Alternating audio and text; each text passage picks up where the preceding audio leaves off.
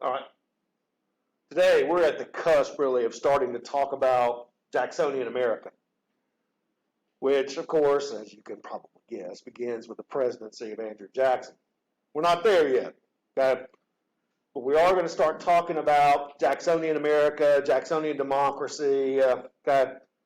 Because there are several things that are happening in America that are going to fuel what happens here and what happens with Jackson. It's going to lead to the Jackson's presidency is going to become so, I don't want to say controversial, but so polarizing that it will lead to the formation of another political party. So we will return as a result of Jacksonian politics to a second political party. Because remember, under Monroe, the era of good feelings, there is no second political party, no viable second political party. The Federalists are dead. So we have this few years of where really one party, the Jeffersonian Republicans, the old Democratic Republicans, Jeffersonians, whatever you want to call them, are really the only political party. But Jacksonian democracy and Jacksonian politics are going to change that in a kind of a pretty quick way. Andrew Jackson is going to pretty quickly become our focal point. We've already been introduced to Andrew Jackson in a couple different ways, okay? One of the first times I talked about him to you guys is that he's the hero of the Battle of New Orleans. The battle takes place in 1815, technically after the War of 1812 is over. Jackson will man a staunch defense of New Orleans, will turn back a planned British invasion of New Orleans, and becomes a hero as a result.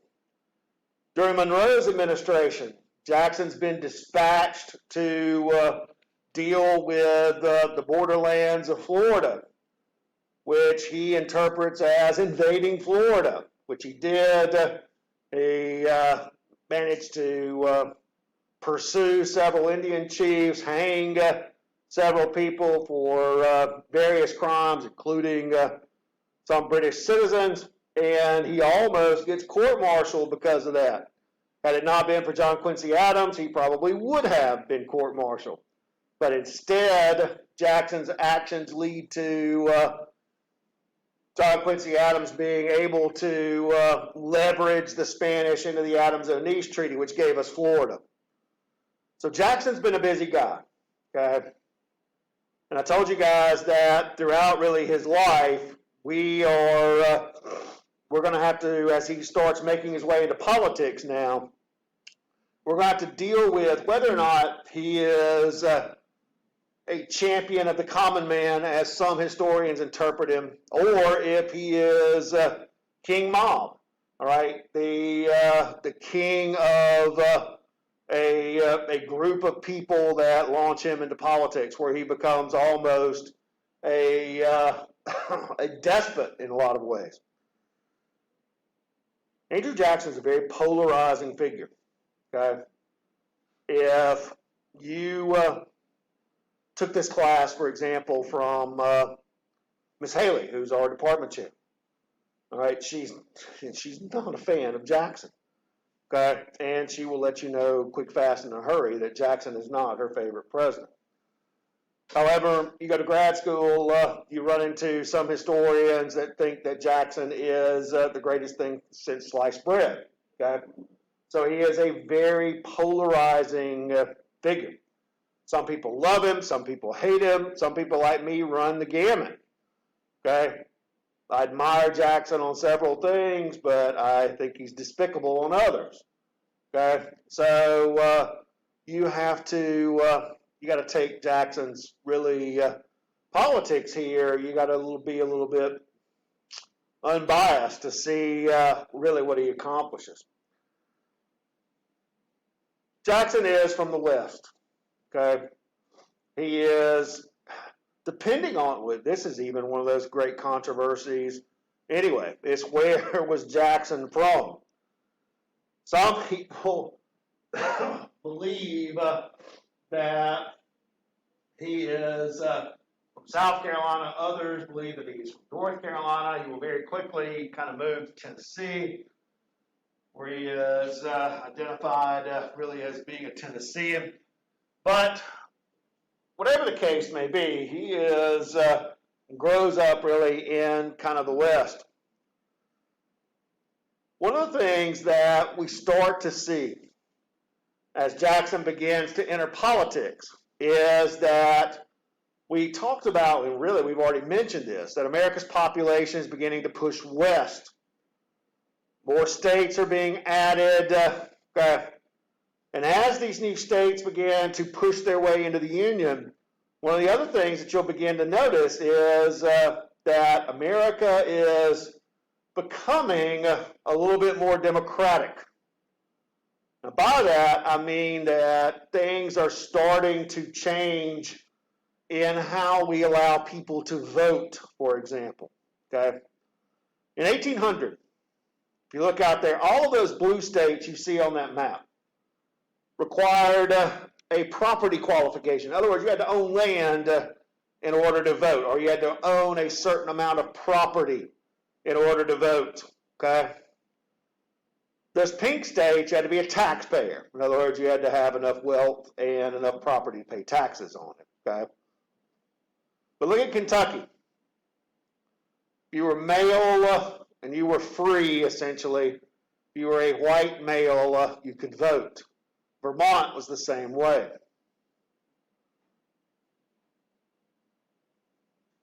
Look at what happens by the time you get to 1830. What's disappeared almost? Property qualifications, right? How many blue states are left in 1830? Only two, North Carolina and Tennessee. Well, yeah, that's one. We don't care, though. Rhode Island's tiny, so nobody really cares about Rhode Island anyway.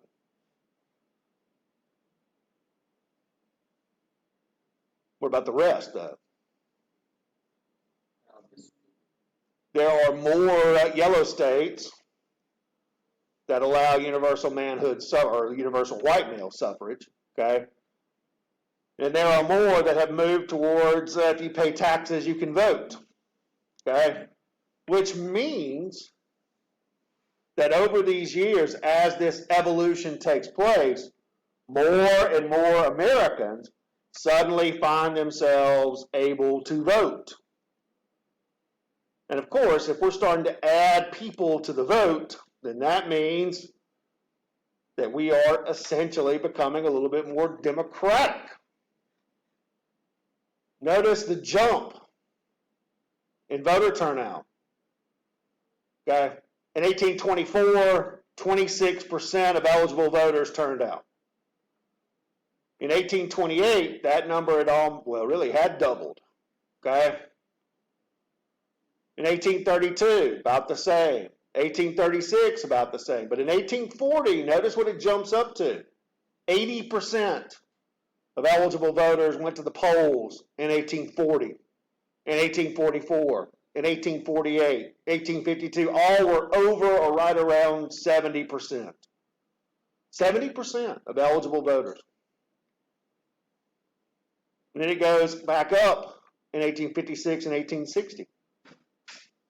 The eve of the Civil War, the election that really brings the Civil War, 81% of eligible voters voted. What's the number today?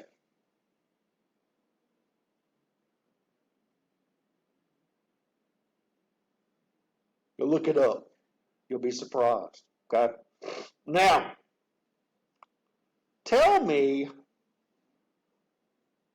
why you think that this number is increasing during this period of time. As more Americans get to vote, some people would actually think that that number would go down. Okay? You jump or you dump a whole lot of people into the election system. But look, out west, you may have to travel a day or so to vote. Okay? In some places, it's not the easiest thing in the world to do. Okay? But instead, voting is increasing. Okay? As more people are able to participate, that means, of course, that the elections become more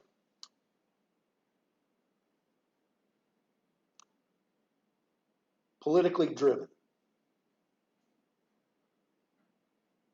You get to this period of time, the 1830s into the 1840s, you start to see really some of the first true political party-driven elections. Modern elections, if you will. Modern campaigns. Did George Washington have to campaign? George Washington go and travel throughout the states and say, vote for me? No. Okay? Washington could sit on his front porch and say, vote for me. Every political or every newspaper would say, George Washington says, vote for him. And what did most Americans do? They went and voted for him. Why? Because he's George Washington, for God's sakes, right? Now, you get to 1830 and 1840, though, you're going to see that as we start to expand the number of voters, then that means you've got to contest those voters. You've got to get out there and try to shake the trees and get all the votes that you can. And so you're going to start seeing more and more common, everyday political practices that a lot of you are used to. Okay? Especially the dirtier ones. Keep that in mind. Okay? So things like campaigning on the stump, going out and trying to get people to vote for you becomes more and more common. Okay? So let's kind of go back and review this. Okay? We say that American democracy and America is becoming more democratic. More people can vote. You have more people involved in party politics. Okay? Voters are starting to choose presidential electors rather than state legislatures. A lot of states are changing the way that they did the Electoral College. Instead of allowing the state legislatures to choose the electors, they allow the voters to choose the electors. Okay? We'll talk about the spoils system, okay, and how parties began to reward people for helping to get a candidate elected. What?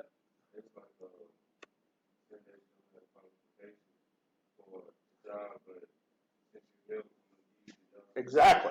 Okay. We still do that today? Yes. Okay, to some extent. We'll even see some rising of third parties, which are usually ineffective, but you'll start to see more and more of them show up, trying to vie for more of those voters. Okay? You don't fit into Party A, you don't fit into Party B, well, we might have a Party C for you, but they're never strong enough really to make a dent. Okay? Popular campaigning, like I told you, parades, rallies, floats, trinkets, stump speeches, all become the norm for politicking. Okay? And like we said, in 1832, the two-party system returns. Okay? And we'll talk about that when we get there. Okay?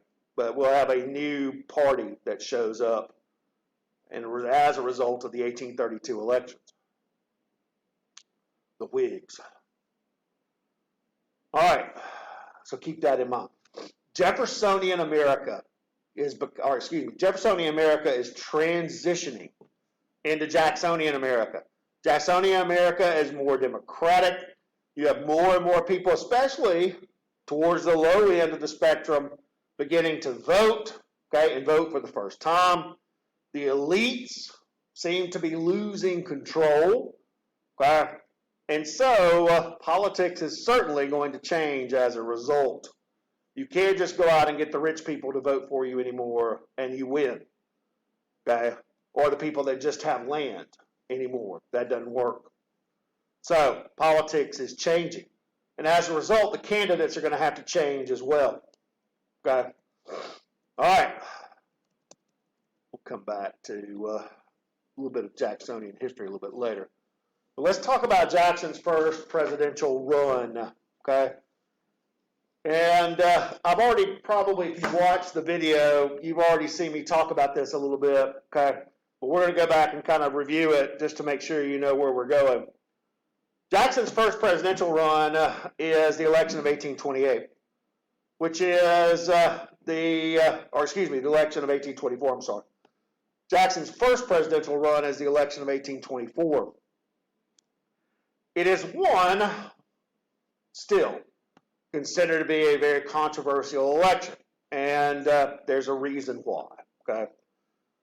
When people began to line up in 1824 to think about running for president, because Monroe's not going to run anymore, okay?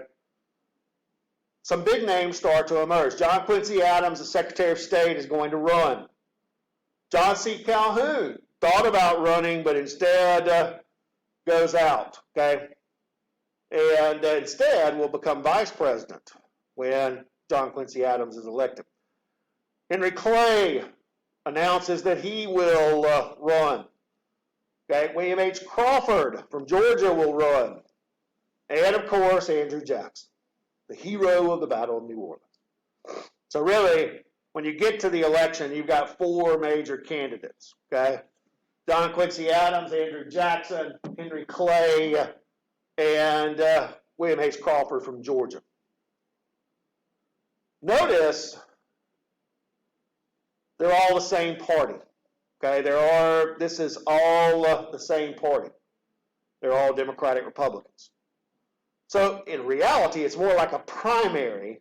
Today, political parties hold primaries to whittle down the field and then eventually choose who their nominee is going to be. Okay? And so technically, that's kind of what this is. Okay? But it just turns out to be the national election that's the primary. If you look at what happens, you can see why this becomes a controversial election. If you look over here in the percent of the popular vote category, Jackson gets 43% of the popular vote. But remember, the popular vote doesn't do anything for you. To win the election, you have to win the Electoral College. Okay? You guys should have learned that from the last election. But still, Andrew Jackson wins he wins 99 electoral votes, but is not a majority. John Quincy Adams finishes second in the popular vote, but also finishes second in the electoral vote.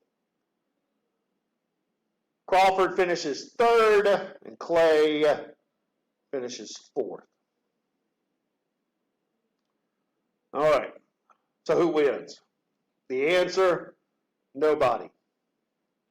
According to the 12th Amendment, which was added to the Constitution, in a situation like this where no one candidate gets the majority of electoral votes, this means that the election is thrown into the House of Representatives to decide, and the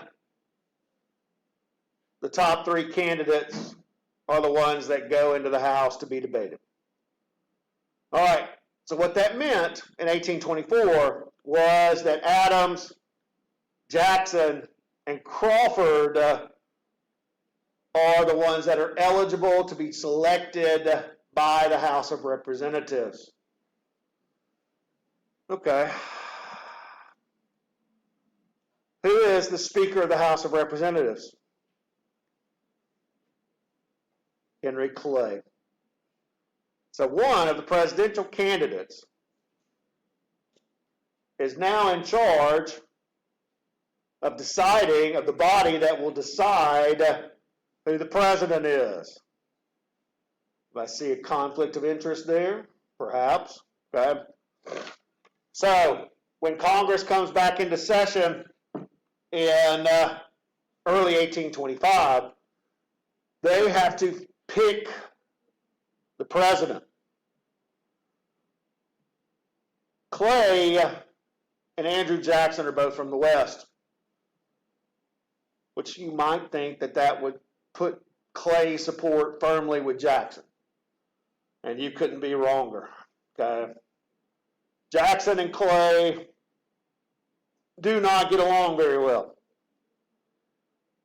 And we already know, and I've already kind of hinted, if you guys remember, that Jackson and John Quincy Adams don't get along very well. Jackson believed that it was Adams that had tried to get him court-martialed after his escapade in Florida. And again, nothing could be further from the truth. It was actually Calhoun and other members of the cabinet that tried to get Jackson court-martialed, not Adams. But Jackson believes it was Adams that was behind it, so he can't stand Adams, he can't stand Clay.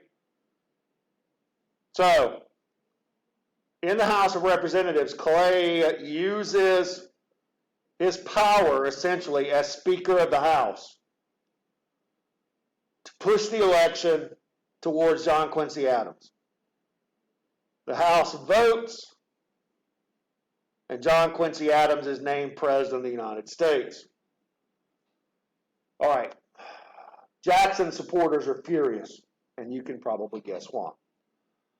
Jackson has a beef, and a legitimate one. Okay? I won the popular vote. I got the most electoral votes. It was pretty clear who the nation wanted to be president, right? But because of some technicality, and because Clay is a jerk, I end up not getting the president, and this other jerk, Adams, is named president. I got robbed.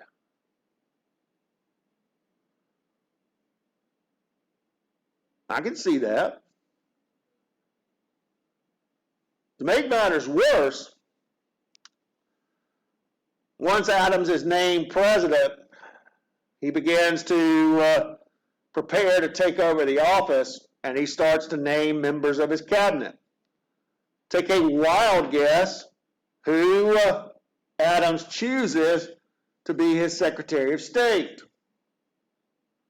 Henry Clay. And now the Jacksonians go berserk again, because what they think happened is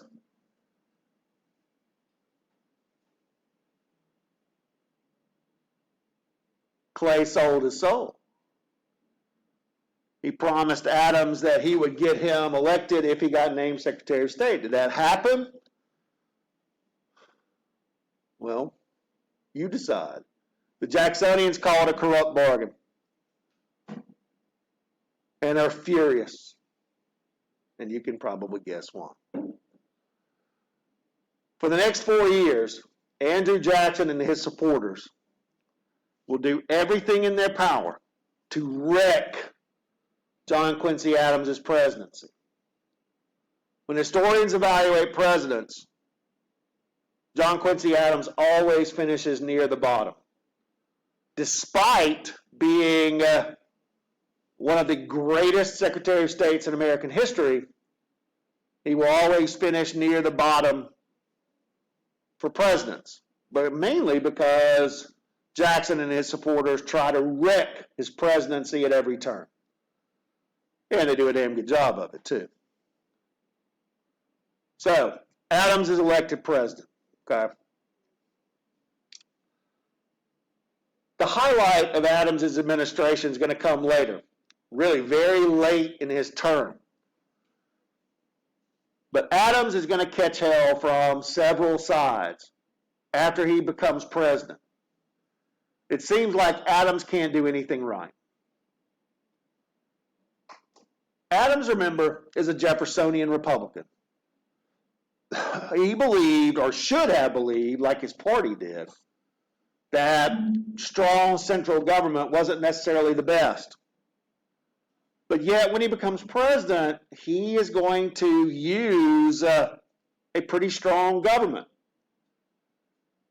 And some even accuse him of trying to strengthen the government even further. So a lot of people believe that Adams was allowing too many elites to have a voice in the government. Adams supported Clay's American system, which would have built new roads, new infrastructure at federal expense, which would have increased the power of the government. Adams believed that was fine, but a lot of his political party did not. They thought it was unconstitutional to use federal money on state projects. So even within his own party, he is really creating some major friction, because Adams believed that a strong government could get things done. So he's not opposed to that. He thought that a strong government could do things like put into place a national university, an observatory, a naval academy, which of course we eventually get. But a lot of people felt like that this was overreach. This was governmental overreach. And remember, we aren't real fond of this notion of having a strong president, because we sometimes thought that that threatened our individual liberties. And so Jackson sort of catches it from both sides. Anything that he does is attacked by his opponents, including by Jackson. When you get to 1828, which is really the end of Adams's administration, you're getting into campaign season. You're getting into the next presidential election. And the Jacksonians start to ratchet up the pressure. The biggest issue in 1828 is the tariff. What's a tariff? Tax on it. A tax on imports. In 1828, Congress is going to pass, and Adams is going to sign a huge increase in the tariff. Its opponents are going to refer to it as the tariff of abomination. They hate it. They feel like it is so bad that, in fact, it's unconstitutional. It's so bad. Okay? All right. Tariffs have been in the news for a while. I told you that, okay? Oops. Wrong way here. In 1816, you had an increase in remember, Clay had proposed an increase in the tariff to help fund the American system, building roads, building infrastructure. Okay? Congress had increased the tariff in 1824, and now it proposes to increase the tariff again. The tariff of 1828 would raise tariff rates to an all-time high. Who's behind this? The answer is Jackson. Jackson and his supporters are pushing this tariff bill. Do they believe in it? No. They believe it is so bad that if Adams signs it, it will give them the leverage they need to beat him in the next election. This is all about politics. It's all about tariffs, but it's all about politics too. Congress will pass this tariff. It makes its way through Congress. It makes its way to the desk of the president, and Adams will sign it. Okay? The Jacksonians are pushing this through because they believe it can help them win the next election. Despite the fact that it is a terrible tariff, according to some. The South, remember when we talked about sectionalism and I told you everybody starts to evaluate everything based on whether or not it helps me or not? The South hates it. Now is as good a time as any to talk about why the South does not want an increase in the tariff.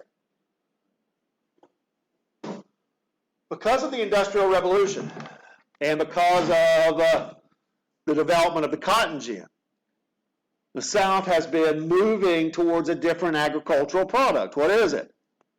Cotton. Okay? Now, cotton could easily be produced in the South. The climate is right, the soil is right, and the South has access to slavery, which has been already in place because of tobacco, because of rice, because of other agricultural products. The infrastructure of slavery was already there. And now, the slave institution, okay, and the plantation system will gravitate towards this new product, cotton. When the Industrial Revolution hit England, for example, the biggest signs of the Industrial Revolution in England were in the textile mills. Okay? They became more mechanical. They became more efficient. Cotton is a much better, well, it is a much more desirable product than, for example, wool, which was the dominant, really, fiber for textiles for hundreds of years. But cotton is cheaper. And so, think about it. If you're beginning to mechanize the textile industry, which means you can produce cotton faster, then what do you need? You need more raw material. How much cotton grows in England? 0. So where is England getting all of its cotton from? What? From us. Or from other Egyptian colonies, or excuse me, other English colonies like Egypt or India later on. But from us. So, put 2 and 2 together here. Why is the South against the tariff of 1828? When we raise our tariffs, what do other countries tend to do? To punish us for raising our tariff, what do they tend to do? Raise theirs. And so, if that happens, it makes it more difficult for the South to sell its cotton to England. They're not going to get as much profit. And remember, making a profit off of cotton is a fine line. Because what do we already in the South have to use to make cotton profitable? Slavery, free labor. Okay? So, if you start messing with the tariff and you start making it more difficult for the South to market its cotton elsewhere, that cuts into the South's profits. And so they hate it. Well, this sucks. We don't want to do this. Okay? And look, they don't want it. They don't need it. Okay? And so it really negatively impacts the South. It makes it very difficult for them. And they hate it. So when you look up here and you start seeing these purple areas, those are places that were opposed to the tariff. Most of the South, but also some places in New England because it affected shipping. Okay? If it makes it, if nations start to raise their tariffs, if we can't market our goods in foreign markets, then the people that carry those goods to foreign markets are negatively impacted. And therefore, that's why you get some opposition in New England. But you can see this kind of big, broad band of support from some of the states, especially in the North and in the West. Ohio, Indiana, Illinois, Kentucky, West Virginia, Pennsylvania, New York. Those places were in favor of it. Okay. The tariff becomes the most important political issue as you move into the election of 1828. Okay? So this is Jackson's second run, second try at president, and the one that will be successful.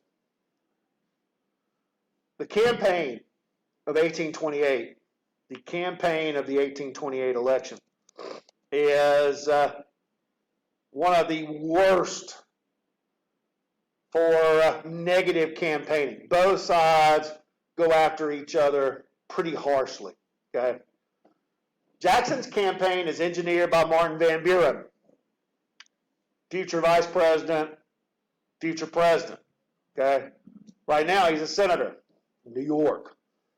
And really, Van Buren is one of these guys that is thinking outside the box. I hate that phrase, but he is seeing politics in a different way than everyone else. Okay?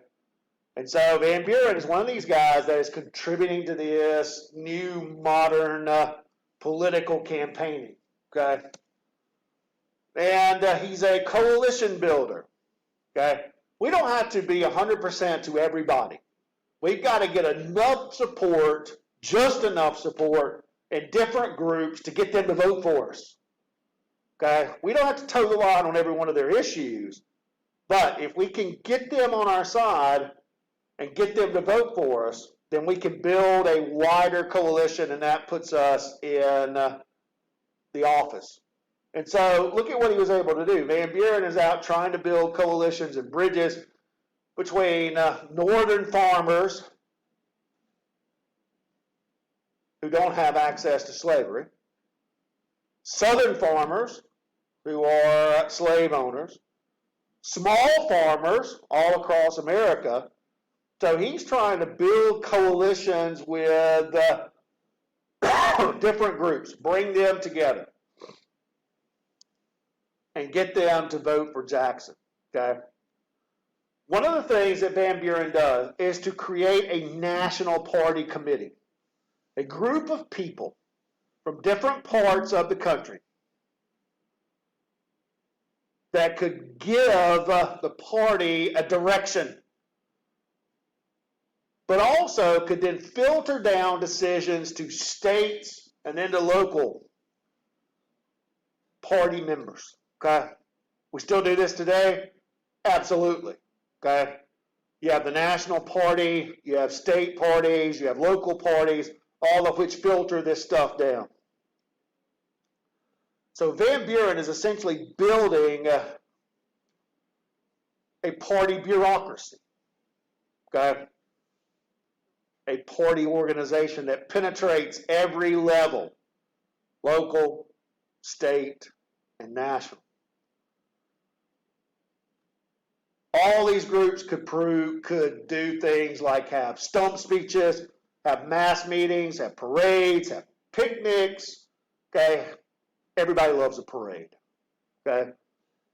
You get up, you have a parade, you have speeches, okay, that talk about your support of a particular candidate. You have picnics where everybody comes together, has food, gets drunk, okay? So, great stuff. But it is building a national party. Both sides are also going to use some pretty dirty tricks during the 1828 election. Both sides have people out combing each other's trash, looking for a way to cast doubt or cast aspersions on each other. You think that really mudslinging and name-calling is a very modern invention in politics, and it is not. Okay? So in 1828, both sides were pretty effective at it. Adams's group We're going to find some dirt on Jackson. Jackson's group finds some dirt on Adams, and they make sure that they let the press know about it. But the biggest bombshell actually involved, believe it or not, Andrew Jackson's wife.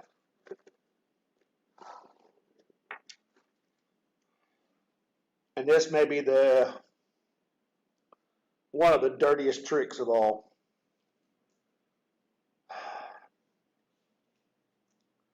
Andrew Jackson will marry a young woman named Rachel. They fall madly in love and get married. Unfortunately, Rachel had been married previously to a man named Louis Robards.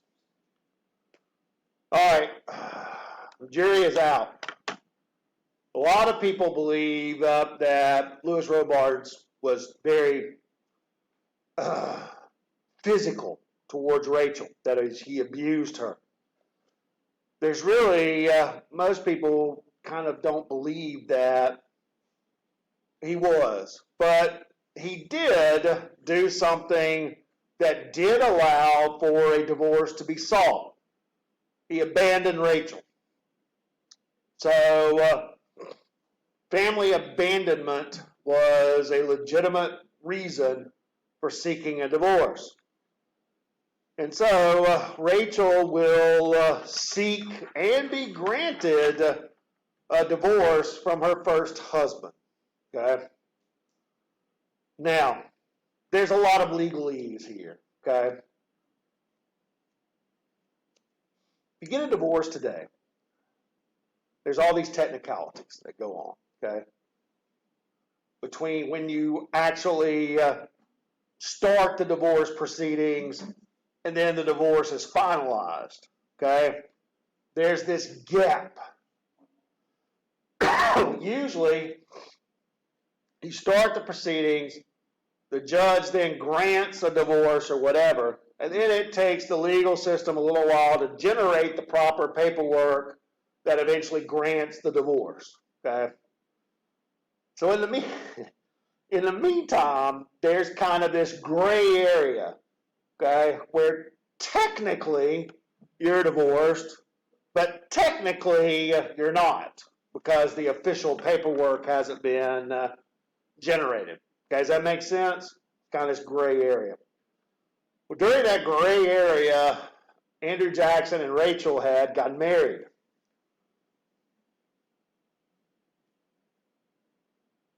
And Adams is, people start looking at the dates. And what they find out is that Rachel did not wait the appropriate amount of time before getting remarried. And so technically, when she had married Andrew, she was not yet divorced, which means technically she is what? Married to two people at the same time. That's bigamy. It's illegal, okay? So Andrew and Rachel will have to have their first marriage annulled. They'll have to live apart until the divorce proceedings take their or are finalized. All right, Rachel had some issues. Okay, she did not usually. Because she had been abandoned. Really, I think she did not do very well with separation. Okay, when even Andrew and her were courting, she didn't really like it when he went off. Okay, so she kind of had a lot of anxiety issues. The stress of the national election began to take its toll on Rachel. And then all of this comes out, and the stress of really being cast in such a negative light. And plus, I think that Rachel was very in tune to the fact that she might be the reason that her husband doesn't get elected president. And the stress was too much. So during the separation, she's found dead. Has a heart attack. And essentially dies, probably because of nervous exhaustion and stress. Jackson is devastated. He had to be torn away from her body so that she could be prepared for burial. And he was devastated. And after mourning her, you can pretty much guess who he blamed for this. Okay? And if his relationship with Adams was bad before, it's terrible now. And of course, probably if he could have gotten his hands on Adams at some of this time, he might have gone to prison. The election is terrible for mudslinging, especially for this. It doesn't matter though, okay? The election is held, you guys can see that Andrew Jackson wins easily. He gets 56% of the popular vote, but dominates the Electoral College. And in 1828, Jackson is elected president, and the Jacksonian presidency begins. So from 1828 until 1836, we're going to have to deal with Andrew Jackson, okay? And Jacksonian America. And his presidency, like we said, is kind of one of these watersheds in American history. It's super important because of what he does and what he sets up in many ways. Some historians, and I'll tell you about this when we get there, some historians actually believe that the first shots of the Civil War were actually fired during Jackson's administration. That's a tough sell. But some make the case that the Civil War, the slide towards the Civil War, starts during his administration.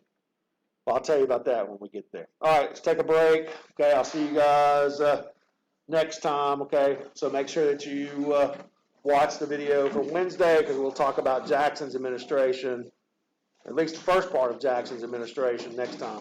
Okay.